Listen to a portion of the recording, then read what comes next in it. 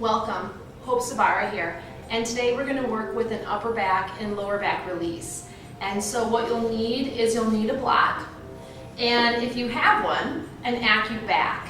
And so an Acuback is kind of a nubby, almost soft, rubbery like bar that you roll against to help with myofascial release.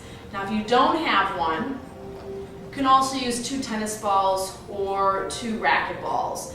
And so you'll notice that obviously they aren't going to move in the same way as the Acuback will, because it's one big log, but you'll definitely at least get the job done. If you don't have an Acuback, but you have an Acuball, a larger one, that will also work as well. So when you're ready to, lay onto your back. And you'll take the block at the mid-height and set that under your hips. And then take your either balls or your Acuback and lay that under your scapula. And so higher or lower, it depends, because you're going to notice that you're going to be moving that anyways. And so the first time you set it into position, it may not be just right, and that's okay. So now, using your hip motion and your body motion, rock against your back. So notice how my block is rocking, and I'm actually nodding my head and moving my torso to roll out the back.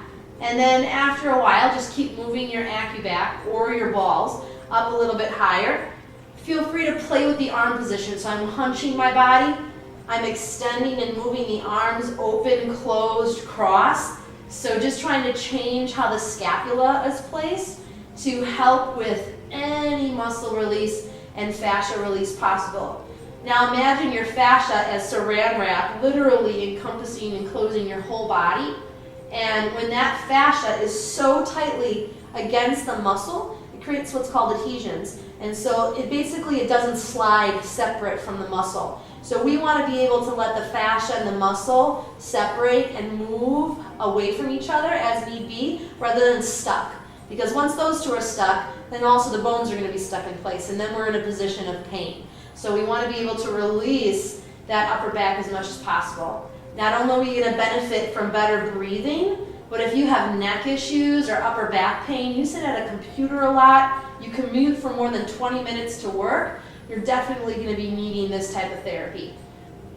And then again, I'm just moving the Acuback up with my hands. Now if you notice you're a little bit stiffer, you might find that actually just wiggling down and then adjusting your block, moving downward, and rather than actually moving the Acuback or the balls with your hands, may be more efficient. And so again, just continuing to arch and round, move your arms, roll against the Acuback or tennis balls. If you notice that there's a knot, just feel free, hang out there, breathe.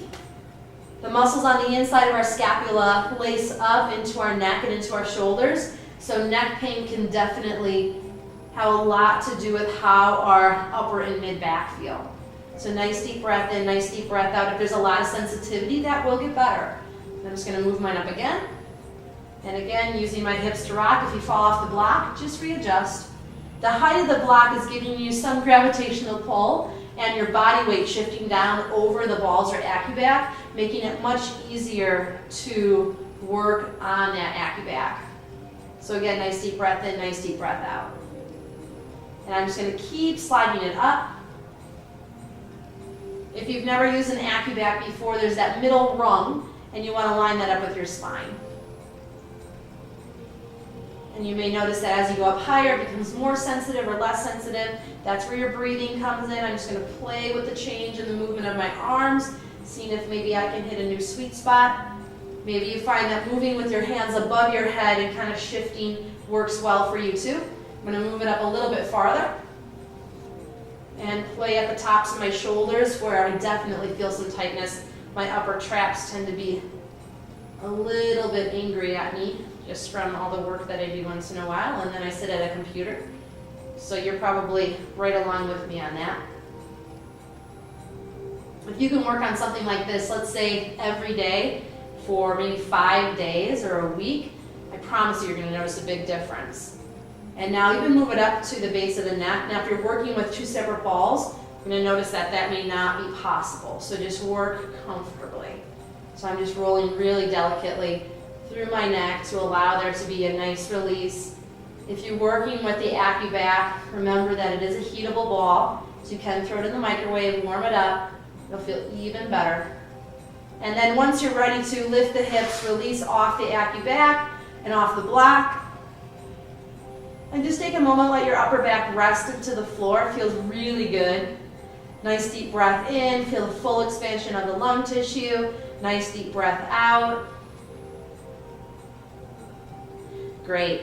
So now moving those props, work a little bit on the lower back now. So find pelvic neutral, and then just let the arms open like an airplane. Draw the legs to a tabletop position and flex your feet. Now do not let the knees come apart. Let the legs be glued together like one big leg. On the inhalation, tip the legs to the right, but only let the knees touch the floor. As you exhale, contract in the pelvic core and really focus on how you come back to center. I focus on a lot of this in Core Functional Fitness. Rather than coming into the twist, it's how you come out of the twist. So noticing what's pulling you back to center. Inhale, I'm only going to go as far as I can keep my legs together. Exhale. It's okay if the opposite shoulder lifts a little bit. The more stiff you are, the less the trunk is going to move individually. It's going to move a little bit more like a piece of a chunk. Inhale and exhale. Keep breathing. Inhale. If you want a little bit more of a challenge, think about tipping the knees down when they come to the floor and your feet up. So a little bit more of a rotation. Your lower back is definitely going to feel that, hopefully in a good way. And exhale. Remember, we're pulling from the deep belly and pelvic floor back to center, not the hip flexors. One more. You could continue doing this for up to a minute. We just did a few rounds each way. Hands in over the knees, rock side to side. Great. Now take either both of your tennis balls or your Acuback again. And if I was taking my tennis balls, I'm going to sit one on each side of my spine and drop my hips towards the floor. So I feel like those tennis balls are kind of sucking right into the arch of my lower back. It feels really good. Or I'm going to take my Acuback and do the exact same thing. So stick that right at the top of the sacrum. Like I would set this onto the top of a counter. Think about the sacrum as being that counter. Exhale. Let your sit bones and tailbone drop to the floor. Now the arch is really exaggerated. Relax your shoulders. Take a couple good breaths. Basically, we're trying to separate the lumbar dorsal fascia and the sacrum so there's a little bit of wiggle room. It's not all stuck together and all suctioned together. We're trying to create some space and all those muscles that attach into the sacrum as well. And now exhale, knees come up and into the chest, and let your Acuback or tennis balls bump up against that Acuback and against the sacrum. So I had to just adjust mine. Mine was a little high. So bring the knees into the chest. Now if I was on tennis balls, I'm going to switch out if I can find them so you can see what that looks like. I'm trying to keep them close to the sacrum. And now my knees come into the chest, and you can either rock your hips side to side or turn your knees out and in. Not very much, a couple inches. Now only drop your left leg to the floor and think about sinking your hips towards the floor as well. It's going to feel a little asymmetrical. You could do the same thing when you're on the Acuback. I just have tennis balls now. And then bring that back in. Switch legs, drop the opposite leg, sink your hips. Now with the tennis balls, you're going to know that they move a little bit more freely. So if you need to readjust, do that. Think about really trying to touch your hips towards the floor. They're not going to go all the way, but we get that nice pull. Breathe. And then lower both feet. Lift your hips, remove the Acuback or the tennis balls. You should feel a lot of significant freedom in your lower back here. Knees come back into the chest with nothing underneath you. Rock side to side. And then lower the feet to the floor. Come into a bound angle, a comfortable bound angle. If you need to, support the knees so you do not feel strain. Take either your tennis ball or the Acuback. The Acuback has one side that has all little nubbies on it, or you can use the side, that will work too.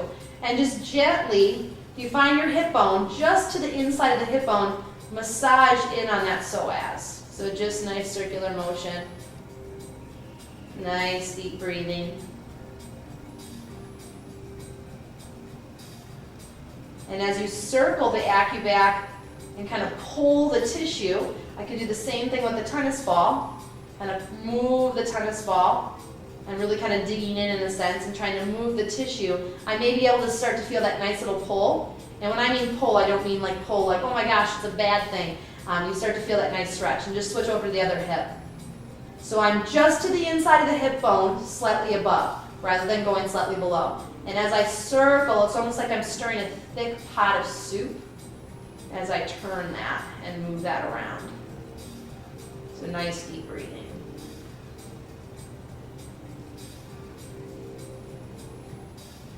Great. Release that. Use your hands for help. Bring the knees together. Now roll over to your side and use your hand for help to sit up.